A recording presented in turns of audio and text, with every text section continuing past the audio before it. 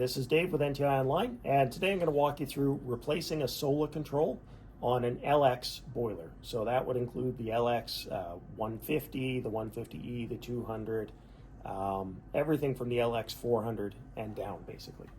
So your new control should look like this one here. It should come with a set of instructions, and the very first thing you want to do is look at the instructions and determine if your boiler requires the wiring modification or not. To do that, you're going to look at the green plug that's at the bottom of the Sola. We'll show you that in a moment. And if needed, you're going to have to make a modification, and we'll have a little subset of the video that will show you how to do that. I'm going to start by powering down the unit. So this one's plugged in. So now that we've got that turned off, you're going to want to remove the front cover. Once you've done that, you're going to have this tin box in the bottom of the boiler. Normally there's going to be a screw on the left and right hand side here. Remove those so that you can get the lid off of the box. Set that to one side. Down in usually the bottom right hand corner, there's a single screw. You don't have to remove this, but it does make the next step a bit easier. So you're going to grab that screw, pull that guy out, set him to one side, and that locks this drawer in place so that you can more easily access the Sola controller. This is the green plug I referred to earlier. Now my green plug here shows green, white, red, black, red, black. This is the newer style and no wiring modification is required. If it was an older one, it would be green, white, black, green, white, black. If you have one that looks like that, you want to find position or wire number 3, which would be this red wire here. On your boiler, it will have a black jumper wire or a black wire that is jumpered over to ground. And effectively what you're going to do is cut that off so that there's nothing in this pin. So pin 3 should be empty. And I'll show you a photo of an older style and one that's been modified. So the next step, with everything powered off, hopefully at this point you have written down the settings that you require for your older Sola control. That's going to be your central heating set point, domestic set point, if it was in a cascade, the cascade address, that kind of thing. So we're going to unplug this. On the side of the control, there's little tabs here. You have to sort of press those. And what that's going to do is release the little locking tabs so that you can then lift the controller out of the boiler. So those are the little locking tabs. You just depress these and that releases the tabs so that you can pull the control out. So this is our bad Sola, which has been labeled. Grab your new one in. You're going to stick it in on the one side first with the 2 little hooks. Make sure those are all seated properly. Plug this back in. If you're replacing the control, carefully inspect these wires down here just because you're manipulating them. Sometimes you can get breakage there, and if that happens, your screen may not give you the right information. So just give everything a quick look over. If we're happy with that, now we can put the boiler back together. And put your screws back in and slide that back out of the way. And that's the new Sola installed. Next, we have to do the most important step, which is programming the new Sola to match the boiler that it's installed on. We'll start by finding the power connector and bringing the boiler back on. While our boiler boots up, what you're going to want to pay attention to is after you've done the wiring modification, very important you do that first while the power is off. So we've completed that.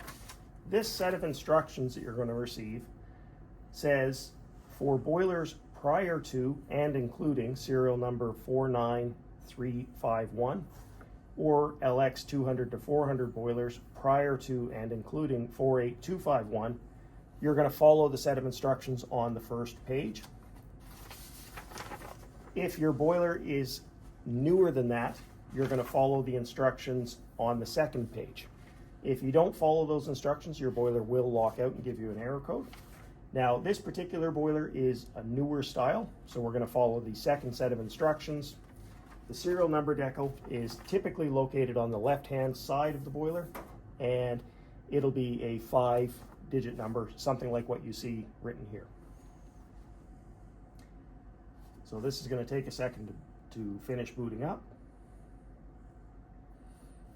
First thing you're going to do is go to the Sola controller, press that. takes you to the summary screen. Currently, this controller appears to be configured for an LX400, and that's because it was removed from another boiler for the purpose of doing this demonstration. We're going to go to Configure, and we're going to go to our central heat configuration. And the first thing we need to change is the demand switch. In order to do that, you're going to touch the line item, and you'll see here it says logged in with proper access is required. So you're going to touch the picture of the padlock, and the password is Sola, S-O-L-A. Watch that you don't hit the 0 up here. A lot of people make that mistake and it won't log you in. So we can see our padlock is unlocked. Now we can change our setting. Hit the drop down box. There are a couple of options here. Sensor only is a valid choice potentially. Stat terminal is one that you're typically not going to use, at least not for this generation of boiler. The default, if you're using a dry contact, such as a thermostat or a zone control, is going to be LCI or load control input. So we'll set that first. If your old boiler was set to sensor only, then choose sensor only. The only time you would use stat terminal on this boiler is if you have the older style control. So we're going to set that. Next, you could scroll over. Oops, we'll scroll over, and now you can choose all of your central heating set points. If the factory defaults are not what you want, you can adjust those up or down. Just touch the item, adjust it, hit OK. I'm happy with those settings for now, so we're going to back out of here. We're now back on the main screen. You could go all the way down, configure outdoor reset, domestic hot water, put those settings back to the application that you were in previously. When you're following the instructions, the next thing we need to do, and this one is very important, is the modulation rates. So you're going to go down through until you find modulation configuration. So we're going to scroll down. It's right there next to the bottom. So we'll touch that. And we're going to use this chart at the bottom here to set our boiler. So this one happens to be an LX150. So our CH max modulation is 5,850. So you're going to touch the box, clear that, type in the correct number, hit OK. I found it's helpful to touch the screen with just the tip of your fingernail. If you're gentle, you can use the tip of a screwdriver or a pen. Obviously, don't be too aggressive because you don't want to damage the screen. Our domestic max modulation is going to be the same. Clear that. 5, 8, 5, oops. 5, 0. There we go. So that's our modulation set. We've set our maximums there. Next, we need to set our minimum modulation. So the minimum is here. We'll clear that again. And the correct setting for this boiler is 1150. This is the one that throws most people off. It's the ignition settings.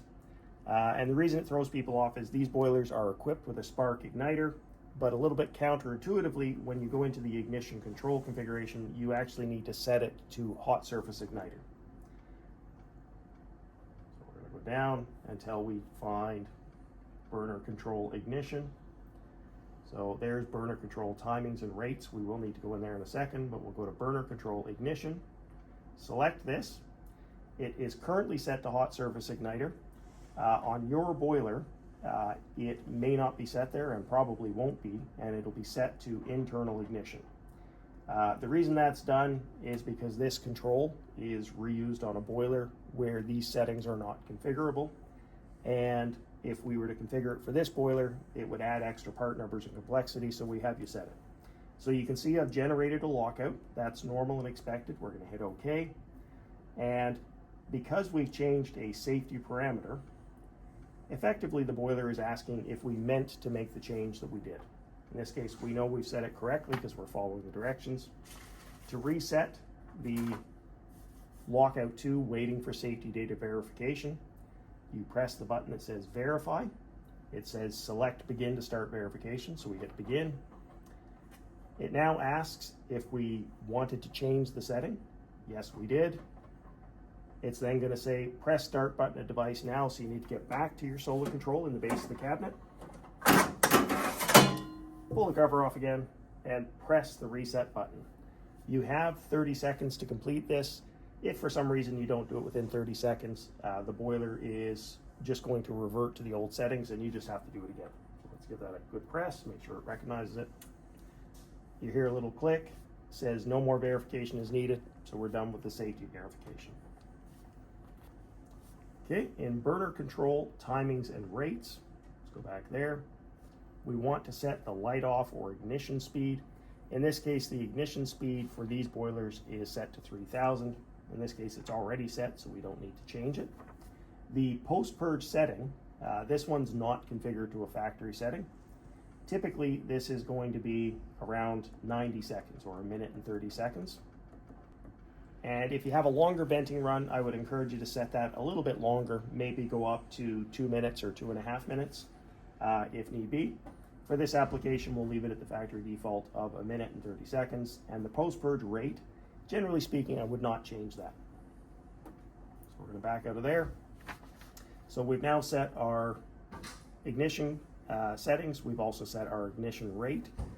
The next thing we have to do is go to the high limit response. And high limit response is basically we're dictating to the boiler how it is to respond if for some reason it sees an overheat condition. The reason this is adjustable is the control is configured for a boiler out of the factory, but you might be putting this on a water heater.